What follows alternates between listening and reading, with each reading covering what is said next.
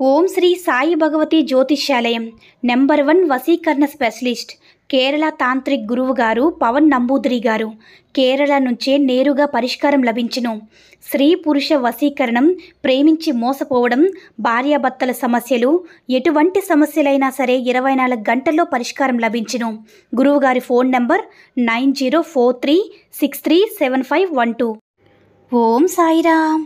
సమర్థ సద్గురు సాయినాథ్ మహారాజ్కి జై. సాయిబాబా భక్తులందరూ కూడా నమస్కారం అండి. సాయినాథుని ఆశీస్సులతో అందరూ కూడా సుఖంగా, సంతోషంగా, అష్టైశ్వర్య, ఆరోగ్య, అభివృద్ధితో ఉండాలని మనస్ఫూర్తిగా కోరుకుంటూ ఈరోజు ఈ వీడియోని మొదలు పెడుతున్నాను. ఈరోజు వీడియో ఏంటంటే, తల్లి, నువ్వు చేసుకున్న ఈ కర్మ వల్లే నీ పతనం మొదలు. అదేంటో ఇప్పుడే తెలుసుకో. ఈ ఒక్కటి వింటే నీ కర్మలన్నీ తొలగి అదృష్టం వస్తుంది బిడ్డ అని మన బాబాగారైతే ఈరోజు మనకి చాలా అంటే చాలా అద్భుతమైనటువంటి సందేశంతో అయితే మన ముందుకు వచ్చారండి. మరి మన బాబాగారు ఈరోజు మనకి ఎలాంటి సందేశం అందించాలి అనుకుంటున్నారో ఆయన మాటల ద్వారానే విందాము. ఆయన మాటలు వినే ముందుగా ఈ వీడియో కనుక నచ్చినట్లయితే మరికొంతమంది బాబా భక్తులకు రీచ్ అయ్యేలా షేర్ చేసి లైక్ చేయండి. అలాగే మన ఛానల్ని ఎవరైనా మొదటిసారిగా చూస్తున్నట్లయితే తప్పకుండా సబ్స్క్రైబ్ చేసుకుని మాకు కొంచెం సపోర్ట్ చేయండి. మరి మన బాబాగారి సందేశం ఏంటంటే, బాబా, ఏ కర్మ వలన, ఏ శాపం వల్ల ఈరోజు నేను ఈ పరిస్థితిలో ఉన్నానో, ఎవరో చేసిన పాపాలు నాకు తగిలి అనుభవిస్తున్నాను. నా పెద్దలు చేసిన కర్మలే ఈ రూపంలో నాకు తగిలాయని ప్రతి క్షణం ఏదో ఒక సమయంలో నీ ఆలోచనలో మనసు వస్తూనే ఉంది కదా బిడ్డ. అయితే అస్సలు ఆ శాపం ఏమిటి, ఆ కర్మ ఏమిటి, నాకే ఎందుకు ఇలా జరుగుతుందని నువ్వు నన్ను ప్రశ్నిస్తే దానికి జవాబుగా నేను ఈ సమాధానం చెప్తున్నాను విని బిడ్డ. జాగ్రత్తగా తెలుసుకో. ఎప్పుడైనా కానీ తల్లిదండ్రులు చేసిన పాప పుణ్యాల ఫలితమే బిడ్డలకు అక్కరికి వస్తుంది. పెద్దలు చేసిన కర్మలు, ముఖ్యంగా తాతలకు పెట్టినదే తలపని ఉంటుంది కదా అని చెబుతూ ఉంటారు కదా. మనం బాగున్నప్పుడు ఏది కూడా ఎవ్వరికీ లెక్క చేయాల్సిన అవసరం లేదు. నాకేంటి తక్కువ అని అహంతో ఏవేవో చిన్న చిన్న పొరపాట్లు చేస్తూ ఉంటారు. లేదా కొన్ని పరిస్థితుల వల్ల ఆ తప్పులనేవి చేయాల్సి వస్తుంది. మరి చేసిన తప్పులకి ఖచ్చితంగా ఫలితం అనేది ఉంటుంది కదా బిడ్డ. ఎందుకంటే ఒక విత్తనం నాటినప్పుడు ఆ విత్తనం నుంచి ఖచ్చితంగా మొక్క బయటకు వస్తుంది. అదేవిధంగా నువ్వు చేసిన పాపం అనేది నీ వెంటే ఉంటుంది బిడ్డ. నువ్వు చేసిన పుణ్యం అనేది నీ వెంటే ఉంటుంది. కాబట్టి ఎవరిని కూడా ఎప్పుడు కూడా తెలిసి కానీ తెలియక కానీ వారి మనసును కష్టపెట్టకూడదు. ఒకవేళ అలా కష్టపెట్టావంటే ఖచ్చితంగా దానికి తగ్గ శిక్ష అనేది ఇప్పుడు కాకపోయినా కానీ భవిష్యత్తులో ఖచ్చితంగా అనుభవించి తీరుతావు బిడ్డ. సందర్భం వచ్చింది కాబట్టి నీకు ఒక చిన్న మాట చెప్తున్నాను, శ్రద్ధగా విను.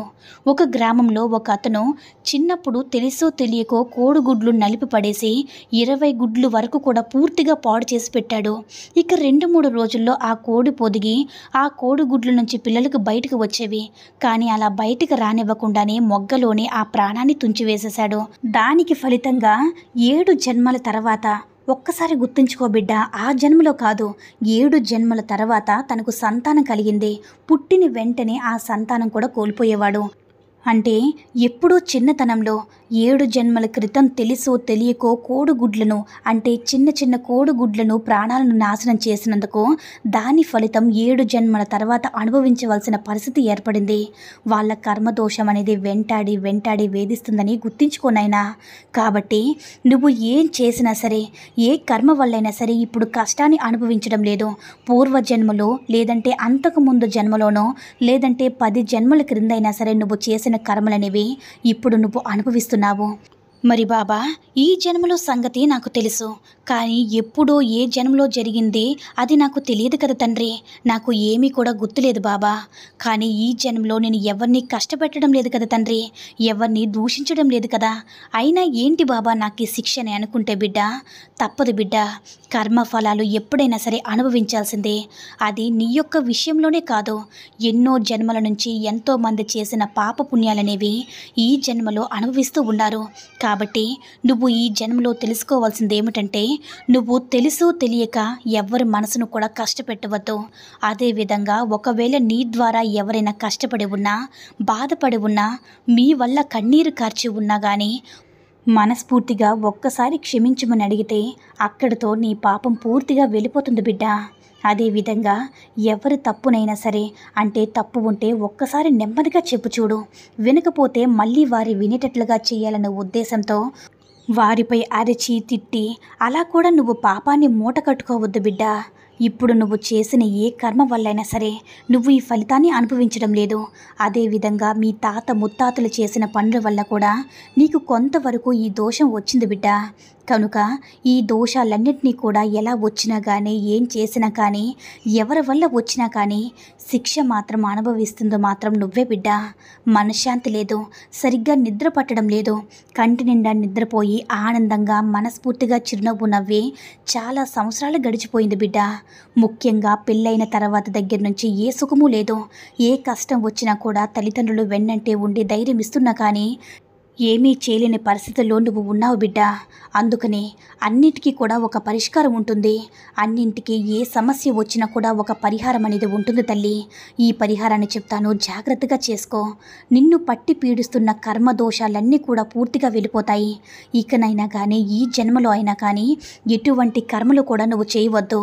అయినా నీకు చేతనంత వరకు కూడా ఒకరికి సహాయం చెయ్యు.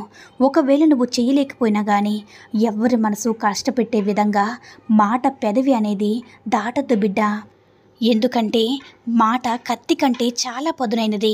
ఒక్కసారి వదలవంటే కనుక అది నీ మనసు లోతుల్లోకి వెళ్ళి గుచ్చుకుంటుంది. ప్రతి నిమిషం వారు ఎంతో చిత్రవదను అనుభవిస్తూ ఉంటారు.